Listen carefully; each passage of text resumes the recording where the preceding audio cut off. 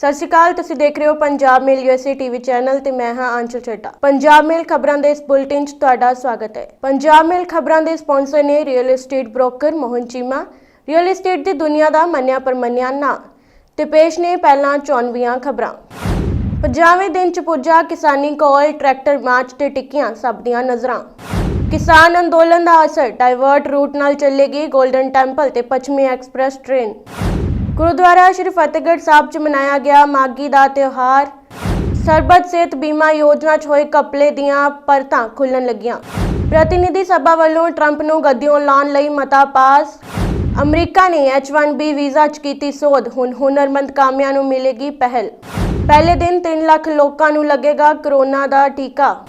किसान अंदोलन, देश भर च 20,000 थावां ते साड़ियां गईयां खेती कानूनां दीआं कापियां। ते हुण पेश ने खबरां विस्तार नाल।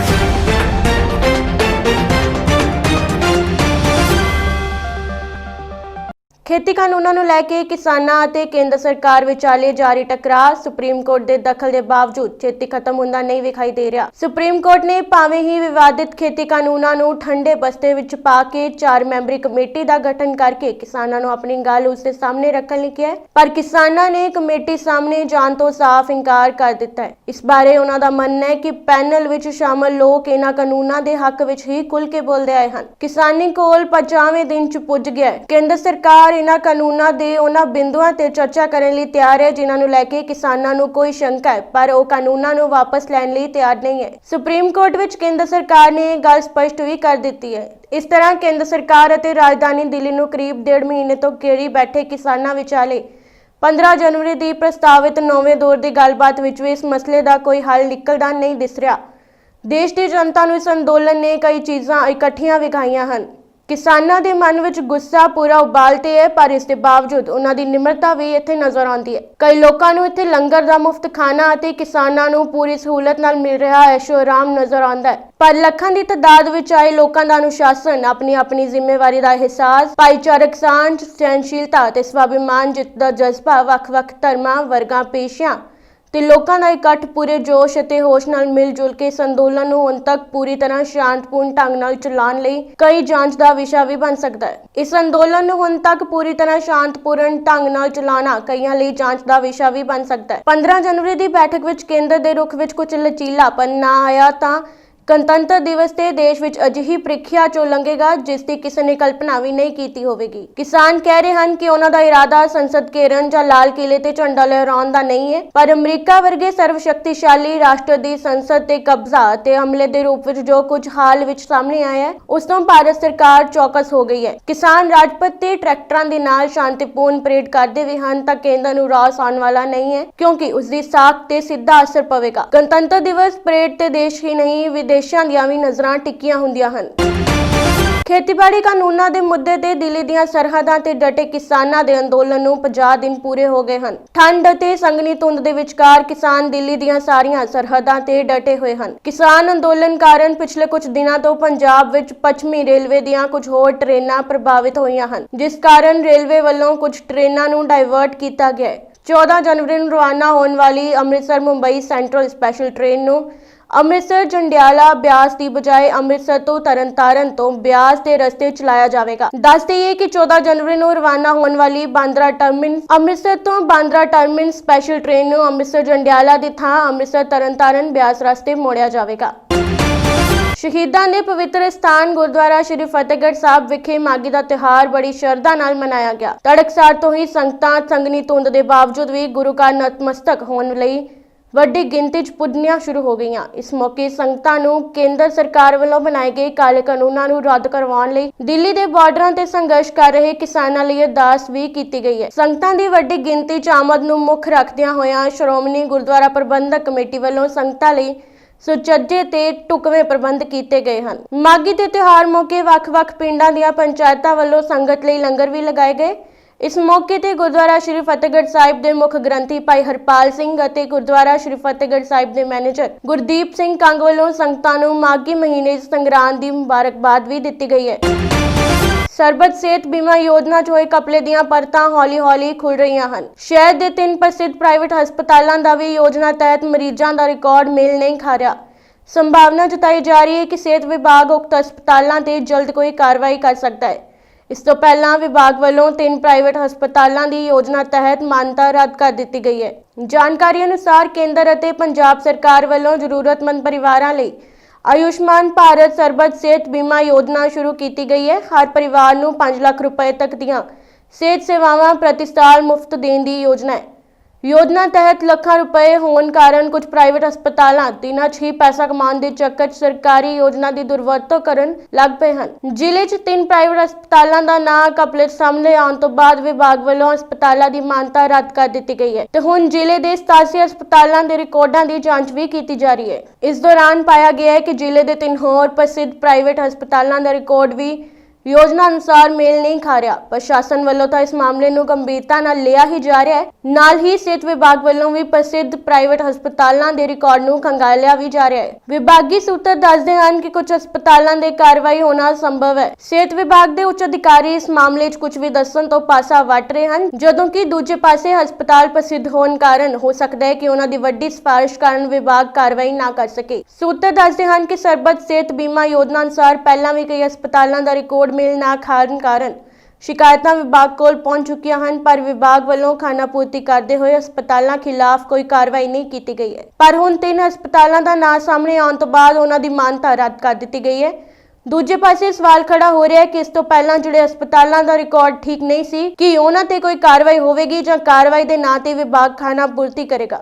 सरबत सेहत बीमा योजना तहत अमृतसर च घपला सामने आया है। जेकर पंजाब सरकार योजना नाल जुड़े हस्पतालों के रिकॉर्ड की गंभीरता नाल जांच करवाए तो कई खुलासे हो सकते हैं। विभाग वालों दावा किया जाता है कि वह समय समय तो हस्पतालों का रिकॉर्ड चैक करता रहा, पर रिकॉर्ड चैक करने के बावजूद घपले सामने आने नाल विभाग की कारगुजारी ते प्रश्न चिन्ह लग रहा है। Civil surgeon doctor Charanjit Singh ने दस्सिया कि जिले के 3 प्रसिद्ध प्राइवेट हस्पतालों का रिकॉर्ड चैक किया जा रहा है। रिकॉर्ड की जांच उपरंत ही वो कुछ कह सकणगे। उन्होंने कहा कि योजना तहत सरकारी पैसे की गलत वरतों बर्दाश्त नहीं की जाएगी। जिहड़े हस्पताल नियमानुसार काम कर रहे हैं उन्होंने कुछ नहीं कहा जा रहा, पारदर्शी ढंग नाल जांच की जा रही है। डेमोक्रेटां दे बहुमत वाली अमरीकी प्रतिनिधि सभा ने आज राष्ट्रपति डोनाल्ड ट्रंप नूं गद्दियों लाउण लई मता पास कर दिता है। 25वीं संविधानक सोध तहत मता पास करके उपराष्ट्रपति माइक पेंस नूं बेनती की गई है कि वह ट्रंप नूं अहुदे तो लांभे करन। मते दे हक विच 223 वोटां पईयां हन, जबकि विरोध विच 205 वोटां पईयां। मता पास करके पेंस नूं कैबिनेट इकट्ठी करके 25वीं सोध नूं लागू करन दा सੱਦਾ दिता गया है। यह सोध 50 साल पहला राष्ट्रपति जॉन एफ कैनेडी की हत्या तो बाद की गई सी। इस तहत जे राष्ट्रपति अहुदे ते बने रहने के योग नहीं है तो उसनूं हटाया जा सकता है। दसणयोग है कि महादोष का मता सदन विच लियाउण लई कैपिटल हिल ते हमले का हवाला दिता गया है। ट्रंप ते अपने समर्थकों नूं हमले लई भड़काउण दा दोष लाया गया। हालांकि रिपब्लिकन पेंस पहला ही स्पीकर नैंसी पेलोसी नूं कह चुके हैं कि वह 25वीं सोध लागू नहीं करेंगे। इस दौरान वालमार्ट ते वाल्ट डिज्नी जिहियां संसार दीयां वड्डियां कंपनियां ने उन्हां अमरीकी संसद मैंबरां नूं चंदा देना अनमिथे समय लई बंद कर दिता है, जिन्हां जो बाइडन की अमरीकी राष्ट्रपति वजों चोण खिलाफ संसद विच वोट पाई है।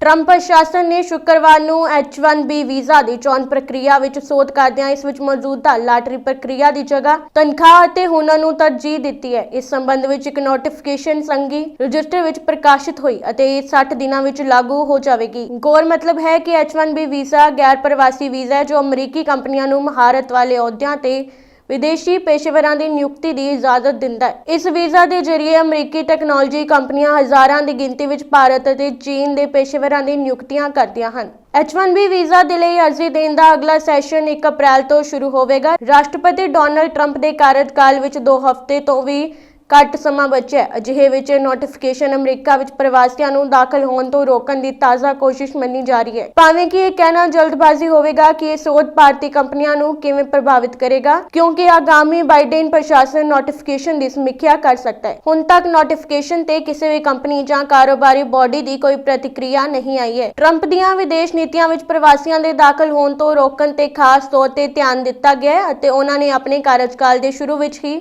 7 मुस्लिम बहुगिनती देशों ते यात्रा पाबंदी लगा दी सी। यह ट्रंप के कार्यकाल के आखिरी साल तक जारी रहियां। पिछले हफ्ते ट्रंप ने H-1B वीज़ा ते होर वर्क वीज़ा के नाल ही ग्रीन कार्ड की रोक नूं 31 ਮਾਰਚ ਤੱਕ ਵਧਾ ਦਿੱਤਾ ਸੀ। ਡੈਮੋਕ੍ਰੈਟਿਕ ਨੇਤਾ ਜੋ ਬਾਈਡਨ ਨੇ ਕਿਹਾ ਕਿ ਟਰੰਪ ਦੀਆਂ ਇਮੀਗ੍ਰੇਸ਼ਨ ਨੀਤੀਆਂ ਸਖਤ ਹਨ ਅਤੇ ਉਹਨਾਂ ਨੇ ਵਾਅਦਾ ਕੀਤਾ ਕਿ ਉਹ 20 ਜਨਵਰੀ ਨੂੰ ਰਾਸ਼ਟਰਪਤੀ ਦੇ ਰੂਪ ਵਿੱਚ ਸਹੁੰ ਚੁੱਕਣ ਤੋਂ ਬਾਅਦ H-1B ਵੀਜ਼ਾ ਤੇ ਲੱਗੀ ਰੋਕ ਹਟਾ ਦੇਣਗੇ। ਤਾਜ਼ਾ ਫੈਸਲੇ ਦੇ ਬਾਰੇ ਵਿੱਚ ਅਧਿਕਾਰੀਆਂ ਨੇ ਵੀਰਵਾਰ ਨੂੰ ਕਿਹਾ ਕਿ ਇਸ ਕਦਮ ਦਾ ਉਦੇਸ਼ ਅਮਰੀਕੀ ਕਾਮਿਆਂ ਦੇ ਆਰਥਿਕ ਹਿੱਤਾਂ ਦੀ ਰੱਖਿਆ ਕਰਨਾ ਹੈ ਅਤੇ ਅਸਥਾਈ ਰੋਜ਼ਗਾਰ ਪ੍ਰੋਗਰਾਮਾਂ ਨਾਲ ਸਭ ਤੋਂ ਵੱਧ ਕੁਸ਼ਲ ਵਿਦੇਸ਼ੀ ਕਾਮਿਆਂ ਨੂੰ ਲਾਭ ਪਹੁੰਚਾਉਣਾ ਹੈ। USCIS ਦੇ ਉਪ ਨਿਦੇਸ਼ਕ ਨੀਤੀ ਜੋਸੇਫ ਐਡਲੀ ਨੇ ਕਿਹਾ ਕਿ H-1B ਵੀਜ਼ਾ ਪ੍ਰੋਗਰਾਮ ਦੀ ਵਰਤੋਂ ਮੁੱਖ ਰੂਪ ਨਾਲ ਦਾਖਲਾ ਪੱਧਰ ਤੇ ਅਹੁਦਿਆਂ ਨੂੰ ਭਰਨ ਅਤੇ ਕਾਰੋਬਾਰੀ ਲਾਗਤ ਨੂੰ ਘੱਟ ਕਰਨ ਲਈ ਕੀਤੀ ਜਾ ਰਹੀ ਹੈ, ਜੋ ਇੱਕ ਤਰ੍ਹਾਂ ਨਾਲ ਇਸ ਪ੍ਰੋਗਰਾਮ ਦੀ ਦੁਰਵਰਤੋਂ ਹੈ। ਸਾਰੇ ਦੇਸ਼ ਵਿੱਚ ਕੋਰੋਨਾ ਟੀਕਾ ਦੀ ਉਡੀਕ ਕੀਤੀ ਜਾ ਰਹੀ ਹੈ। ਸਰਕਾਰ ਨੇ ਆਪਣੇ ਪੱਧਰ ਤੇ ਵੀ ਪੂਰੀ ਤਿਆਰੀ ਕਰ ਲਈ ਹੈ। ਅਧਿਕਾਰਤ ਸੂਤਰਾਂ ਅਨੁਸਾਰ ਕੋਰੋਨਾ ਟੀਕੇ ਲਈ ਦੇਸ਼ ਵਿਆਪੀ ਮੁਹਿੰਮ ਦੇ ਪਹਿਲੇ ਦਿਨ 16 ਲੱਖ ਦੇ ਕਰੀਬ ਸਿਹਤ ਕਰਮਚਾਰੀਆਂ ਨੂੰ ਕੋਰੋਨਾ ਟੀਕਾ ਲਗਾਇਆ ਜਾਵੇਗਾ। 16 ਜਨਵਰੀ ਟੀਕਾਕਰਨ ਦਾ ਦਿਨ ਦੇਸ਼ ਭਰ ਵਿੱਚ 2934 ਥਾਵਾਂ ਤੇ ਸ਼ੁਰੂ ਕੀਤਾ ਜਾਵੇਗਾ। ਸੂਤਰਾਂ ਅਨੁਸਾਰ ਇੱਕ ਕੇਂਦਰ ਵਿੱਚ ਇੱਕ ਟੀਕਾਕਰਨ ਸੈਸ਼ਨ ਵਿੱਚ ਔਸਤਨ ਸਿਰਫ 100 ਲੋਕਾਂ ਨੂੰ ਟੀਕਾ ਲਗਾਇਆ ਜਾਵੇਗਾ। ਸਿਹਤ ਮੰਤਰਾਲੇ ਨੇ ਬੁੱਧਵਾਰ ਨੂੰ ਕਿਹਾ ਰਾਜਾਂ ਨੂੰ ਸਲਾਹ ਦਿੱਤੀ ਗਈ ਹੈ ਹਰੇਕ ਟੀਕਾਕਰਨ ਸੈਸ਼ਨ ਵਿੱਚ ਔਸਤਨ 100 ਲੋਕਾਂ ਨੂੰ ਟੀਕੇ ਮੁਹੱਈਆ ਕਰਵਾਉਣ ਲਈ ਰਾਜਾਂ ਨੂੰ ਹਦਾਇਤ ਕੀਤੀ ਗਈ ਹੈ ਕਿ ਉਹ ਹਰ ਜਗ੍ਹਾ ਤੇ ਬਿਨਾਂ ਵਜ੍ਹਾ ਦਿਨਾਂ ਵਿੱਚ ਟੀਕੇ ਨਾ ਲਗਾਉਣ ਅਤੇ ਜਲਦਬਾਜ਼ੀ ਨਾ ਕਰਨ। ਕੇਂਦਰ ਨੇ ਰਾਜਾਂ ਨੂੰ ਸਲਾਹ ਦਿੱਤੀ ਹੈ ਕਿ ਉਹ ਵੱਧ ਤੋਂ ਵੱਧ ਟੀਕਾਕਰਨ ਦੀਆਂ ਥਾਵਾਂ ਦਾ ਨਿਰਮਾਣ ਕਰਨ ਤਾਂ ਜੋ ਟੀਕਾਕਰਨ ਦੀ ਇੱਕ ਸਧਾਰਨ ਅਤੇ ਸਥਾਈ ਪ੍ਰਕਿਰਿਆ ਜਾਰੀ ਰਹਿ ਸਕੇ। ਮੰਗਲਵਾਰ ਨੂੰ ਸਰਕਾਰ ਨੇ ਸੰਕੇਤ ਦਿੱਤਾ ਕਿ ਸਿਹਤ ਕਰਮਚਾਰੀਆਂ ਦੀ ਚੋਣ ਹੋਵੇਗੀ ਕਿ ਉਹ ਕਿਹੜੀ ਕੰਪਨੀ ਦੀਆਂ ਟੀਕਾ ਲਗਵਾਉਣਾ ਚਾਹੁੰਦੇ ਹਨ। ਇਸ ਸਮੇਂ ਉਹਨਾਂ ਕੋਲ 2 ਟੀਕਿਆਂ ਦੀ ਚੋਣ ਹੈ। ਇਹ ਕੋਵਿਡਸ਼ੀਲਡ ਟੀਕਾ ਜੋ ਸੀਰਮ ਇੰਸਟੀਚਿਊਟ ਦੁਆਰਾ ਨਿਰਮਿਤ ਕੀਤਾ ਜਾ ਰਿਹਾ ਹੈ। ਦੂਜਾ ਵਿਕਲਪ ਕੋਵੈਕਸਿਨ ਹੈ ਜੋ ਭਾਰਤ ਬਾਇਓਟੈਕ ਕੰਪਨੀ ਦੁਆਰਾ ਨਿਰਮਿਤ ਕੀਤਾ ਗਿਆ ਹੈ। ਦੋਵਾਂ ਕੰਪਨੀਆਂ ਦੀ ਵਰਤੋਂ ਨੂੰ ਪਿਛਲੇ ਸਮੇਂ ਵਿੱਚ ਐਮਰਜੈਂਸੀ ਵਰਤੋਂ ਲਈ ਆਗਿਆ ਦੇ ਦਿੱਤੀ ਗਈ ਸੀ। ਕਿਸਾਨਾਂ ਦਾ ਖੇਤੀ ਕਾਨੂੰਨਾਂ ਵਿਰੋਧ ਅੰਦੋਲਨ ਜਾਰੀ ਹੈ। ਕਾਲੇ ਕਾਨੂੰਨਾਂ ਵਿਰੁੱਧ ਕਿਸਾਨਾਂ ਦਾ ਅੰਦੋਲਨ ਅੱਜ 50ਵੇਂ ਦਿਨ 'ਚ ਪ੍ਰਵੇਸ਼ ਕਰ ਚੁੱਕਾ ਹੈ। ਸਿੰਘੂ ਬਾਰਡਰ ਤੇ ਬੁੱਧਵਾਰ ਸ਼ਾਮ ਨੂੰ ਪ੍ਰਦਰਸ਼ਨਕਾਰੀ ਕਿਸਾਨਾਂ ਨੇ ਲੋਹੜੀ ਦੇ ਤਿਉਹਾਰ ਤੇ ਖੇਤੀ ਕਾਨੂੰਨਾਂ ਦੀਆਂ ਕਾਪੀਆਂ ਸਾੜੀਆਂ। ਅਖਿਲ ਭਾਰਤੀ ਕਿਸਾਨ ਸੰਘਰਸ਼ ਕਮੇਟੀ ਨੇ ਦੱਸਿਆ ਕਿ ਕਾਨੂੰਨ ਦੀਆਂ ਕਾਪੀਆਂ ਸਾੜੀਆਂ ਗਈਆਂ।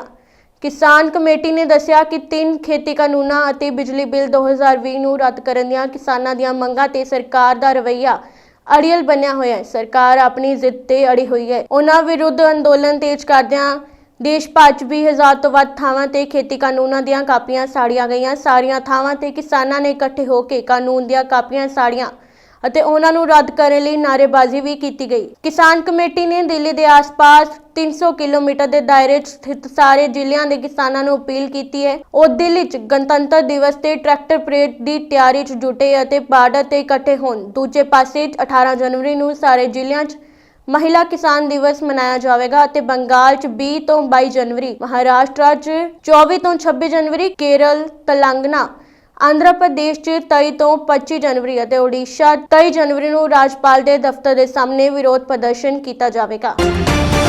ਦਿੱਲੀ ਦੀ ਇੱਕ ਅਦਾਲਤ ਨੇ ਉੱਤਰ ਪੱਛਮੀ ਦਿੱਲੀ ਸੀਟ ਤੋਂ ਭਾਜਪਾ ਦੇ ਲੋਕ ਸਭਾ ਸੰਸਦ ਮੈਂਬਰ ਅਤੇ ਪੰਜਾਬੀ ਗਾਇਕ ਹੰਸਰਾਜ ਹੰਸ ਨੂੰ ਤਲਬ ਕੀਤਾ ਹੈ। ਹੰਸਰਾਜ ਹੰਸ ਨੂੰ ਚੁਣਾਵੀ ਹਲਫਨਾਮੇ 'ਚ ਕਥਿਤ ਤੌਰ ਤੇ ਅਸਪਸ਼ਟ ਜਾਣਕਾਰੀ ਦੇਣ ਦੇ ਮਾਮਲੇ 'ਚ ਤਲਬ ਕੀਤਾ ਗਿਆ ਹੈ। Additional chief metropolitan magistrate Dharminder Singh ਨੇ 12 ਜਨਵਰੀ ਨੂੰ ਜਨ ਪ੍ਰਤੀਨਿਧਿਤਵ ਕਾਨੂੰਨ ਦੇ ਅਧੀਨ ਦਾਖਲ ਦਿੱਲੀ ਪੁਲਿਸ ਦੇ ਦੋਸ਼ੀ ਪੱਤਰ ਤੇ ਨੋਟਿਸ ਲਿਆ ਅਤੇ 18 ਜਨਵਰੀ ਨੂੰ ਪੇਸ਼ ਹੋਣ ਲਈ ਹੰਸਰਾਜ ਹੰਸ ਨੂੰ ਤਲਬ ਕੀਤਾ ਗਿਆ। ਦਿੱਲੀ ਪੁਲਿਸ ਨੇ ਹੰਸਰਾਜ ਵੱਲੋਂ ਆਪਣੀ ਸਿੱਖਿਆ ਅਤੇ ਖੁਦ ਦੀ ਤੇ ਆਪਣੇ ਪਰਿਵਾਰ ਦੀ ਆਮਦਨ ਦੇਣਦਾਰੀਆਂ ਬਾਰੇ ਕਥਿਤ ਤੌਰ ਤੇ ਅਸਪਸ਼ਟ ਜਾਣਕਾਰੀਆਂ ਦੇਣ ਦੇ ਮਾਮਲੇ 'ਚ ਦੋਸ਼ ਪੱਤਰ ਦਾਖਲ ਕੀਤਾ। ਕੋਰਟ ਨੇ ਜਾਂਚ ਅਧਿਕਾਰੀ ਨੂੰ ਵੀ ਨੋਟਿਸ ਜਾਰੀ ਕਰਦਿਆਂ ਉਹਨਾਂ ਤੋਂ ਜਾਂਚ ਦੀ ਹੋਈ ਪ੍ਰਗਤੀ ਬਾਰੇ ਰਿਪੋਰਟ ਜਮ੍ਹਾਂ ਕਰਾਉਣ ਦਾ ਨਿਰਦੇਸ਼ ਦਿੱਤਾ ਹੈ। ਕਾਂਗਰਸ ਨੇਤਾ ਰਾਜੇਸ਼ ਲਿਲੋਠੀਆ ਨੇ ਹੰਸਰਾਜ ਹੰਸ ਵਿਰੁੱਧ 2019 ਦੀਆਂ ਲੋਕ ਸਭਾ ਚੋਣਾਂ ਦੌਰਾਨ ਕਥਿਤ ਤੌਰ ਤੇ ਗਲਤ ਹਲਫਨਾਮਾ ਦੇਣ ਨੂੰ ਲੈ ਕੇ ਅਪਰਾਧਕ ਮਾਮਲਾ ਦਰਜ ਕਰਵਾਇਆ ਸੀ।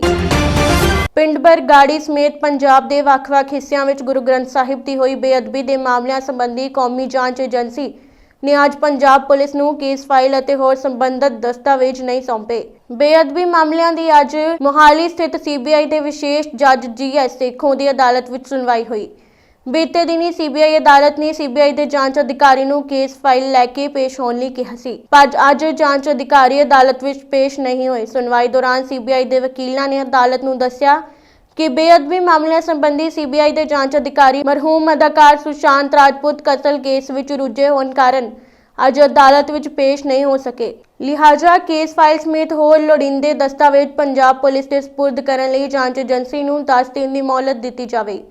ਸੀਬੀਆਈ ਦੀ ਇਸ ਦਲੀਲ ਦਾ ਸਖਤ ਵਿਰੋਧ ਕਰਦਿਆਂ ਸੰਯੁਕਤ ਡਾਇਰੈਕਟਰ ਰਾਜੇਸ਼ ਸਲਵਾਨ ਅਤੇ ਸਰਕਾਰੀ ਵਕੀਲ ਸੰਜੀਵ ਬਤਰਾ ਨੇ ਕਿਹਾ ਕਿ ਸੀਬੀਆਈ ਜਾਣਬੁੱਝ ਕੇ ਕੇਸ ਨੂੰ ਲਮਕਾ ਰਹੀ ਹੈ। ਉਹਨਾਂ ਕਿਹਾ ਕਿ ਹਾਈ ਕੋਰਟ ਦੇ ਹੁਕਮਾਂ ਦੀ ਬਿਨਾਂ ਕਿਸੇ ਦੇਰੀ ਤੋਂ ਪਾਲਣਾ ਕੀਤੀ ਜਾਵੇ ਤੇ ਕੇਸ ਫਾਈਲ ਤੇ ਹੋਰ ਦਸਤਾਵੇਜ਼ ਪੰਜਾਬ ਦੀ ਜਾਂਚ ਏਜੰਸੀ ਹਵਾਲੇ ਕੀਤੇ ਜਾਣ। ਅਦਾਲਤ ਨੇ ਦੋਵਾਂ ਧਿਰਾਂ ਦੀਆਂ ਦਲੀਲਾਂ ਸੁਣਨ ਤੋਂ ਬਾਅਦ ਮਾਮਲੇ ਦੀ ਸੁਣਵਾਈ 21 ਜਨਵਰੀ ਤੇ ਅੱਗੇ ਪਾ ਦਿੱਤੀ ਹੈ। ਉਂਝ ਸਰਕਾਰੀ ਵਕੀਲ ਨੇ ਇਹ ਵੀ ਸੁਝਾਅ ਦਿੱਤਾ ਕਿ ਜੇਕਰ ਜਾਂਚ ਅਧਿਕਾਰੀ ਮਹਾਰਾਸ਼ਟਰ ਵਿੱਚ ਕਿਸੇ ਹੋਰ ਕੇਸ ਦੀ ਜਾਂਚ ਵਿੱਚ ਰੁੱਝੇ ਹੋਏ ਹਨ ਤਾਂ ਉਹ ਸੰਬੰਧਿਤ ਫਾਈਲ ਆਪਣੇ ਕਿਸੇ ਨੁਮਾਇੰਦੇ ਦੇ ਹੱਥ ਅਦਾਲਤ ਵਿੱਚ ਭੇਜ ਸਕਦੇ ਹਨ।